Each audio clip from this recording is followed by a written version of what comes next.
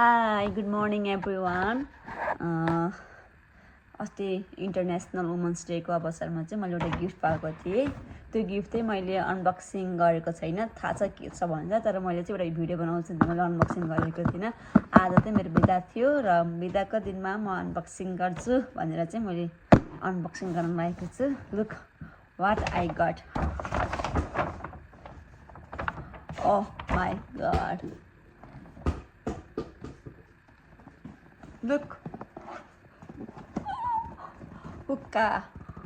हुक्काको shoes.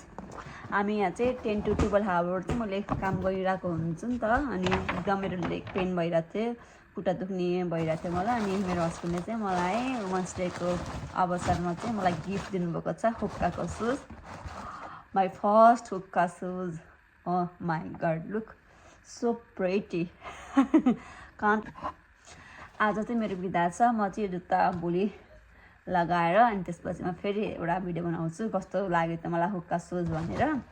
म चाहिँ के भन्न चाहन्छु भन्दा चाहिँ जो विदेशमा हुनुहुन्छ दिदी बहिनी दाजुभाइहरू, उहाँले चाहिँ आफ्नो लागि भने एउटा गिफ्ट गर्नु हुक्का सुज होइन। हामी चाहिँ विदेशमा 10 घन्टा 12 घन्टा काम गरिरहेका हुन्छौँ नि त, अनि एकदम खुट्टा दुख्ने समस्या त प्रब्लम त सबैले भइरहेको हुन्छ। त्यसैले चाहिँ एउटा एकदम राम्रो ब्रान्डेड जुत्ता आफूले गिफ्ट गर्नुहोस्, त्यसपछि हेर्नुहोस् आफ्नो लाइफ इजी, अनि हजुरले झन् धेरै काम गर्न सक्नुहुन्छ।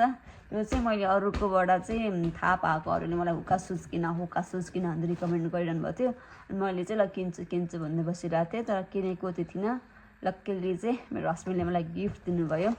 आइ am so lucky to have him in my life. Thank you my बुढा, thank you so much, thank you.